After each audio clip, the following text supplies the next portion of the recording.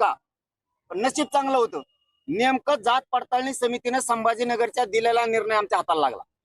ती फाईल आता फडणवीस साहेबाला कळालं नाही, हे लय महत्वाचं आहे.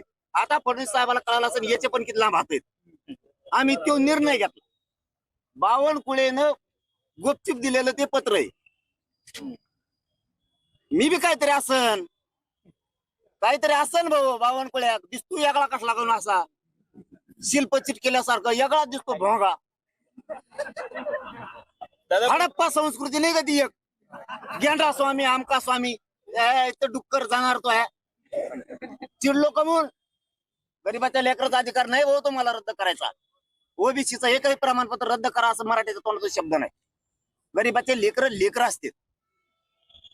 तो हाताने वाटोळं करायला लागला. ते पत्र पण माझ्या हाती लागलं आणि मग मी दाखवलं. तेव्हापासून फडणवीसांना काय सुधारणा की ह्यो बावनकुळ्या फडणवीसांना बदनाम करायला लागला का काय, हे फडणवीस साहेबाच्या मंत्र्यात चर्चा आहे. मला रातभर फोन आहेत.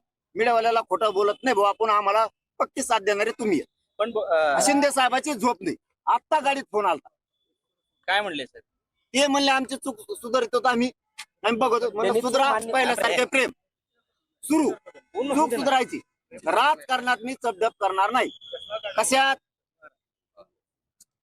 तुमच्या भाजपमध्ये शिवसेनेत राष्ट्रवादीत मी चपडप करणार नाही. चूक सुधरा दोघांनी पण आणि आमचे प्रमाणपत्र पुन्हा द्या. काहीच हरकत नाही. नाही दिले तर मराठ्यांनी गप बसायचं नाही. नसता तुमच्यात मराठीचं रक्त खेळत नाही हे आम्ही मराठी सिद्ध करणार. दुसऱ्या वेळेस तुम्हाला मराठ्यांच्या लोकांना आम्ही पाडणार. शिंदे साहेबांचा फोन आला होता का तुम्हाला? त्यांच्या ओळखीचा त्यांचा फोन घ्या ना मी. त्यांचा घ्याय ना, कोणाचाच घ्याय नाही. कोण मिस कॉल दाखायचे मग? नाही त्यांचे सगळ्याचे भाजप सहित मिस कॉल आहेत. घ्यायचेच नाही. तुम्ही रितसर करा. संजय शिरसाटचे तर 250 पेक्षा जास्त असते.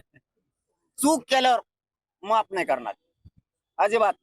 तुम्ही दुरुस्त करा पहिल्यासारखं प्रेम सुरू. सरकार कुठेतरी तुमचं आंदोलन जे आहे टप्प्याटप्प्याने तुम्ही जात आहे, मात्र ते कुठेतरी थंड करायचं, थोडा बढावा द्यायचा आणि पुन्हा एक मागणी मान्य करायची, पुन्हा थंड करायचं, असा हा प्रयत्न दिसतोय का थंड करून खाण्याचा? त्यांच्या डोक्यातच आहे नाही मराठी पहिले नाही राहिले म्हणून. मराठी थंड होतच नाही. कवा गरमच कवा गरम आहे. पण आताले चावताळे हे जे डाव नवीन रचला ना लय भयानक. आताची पोझिशन सांगू तुम्हाला. आता एवढ्याची 4 घंट्यात मला हे रात्री कळालं होतं. पाठ 5:30च्या टायमाला पाठ. ते देवेंद्र फडणवीसांनी सगळे डाव करून बघितले. आता शेवटचा डाव काहीतरी आल्यावर हल्ला करायचा किंवा मला अटक करायची. याला कुठंतरी काहीतरी दगडफेक झाली पाहिजे. रोड बंदोबस्त काढायचा. ही पत्रकार आमच्या सोबत आहे.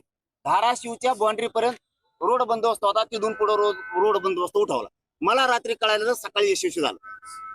मी खोटं कधीच माहिती देत नाही. आणि तू अटक करायला कोण येणार आहे? तू नुसतं ई.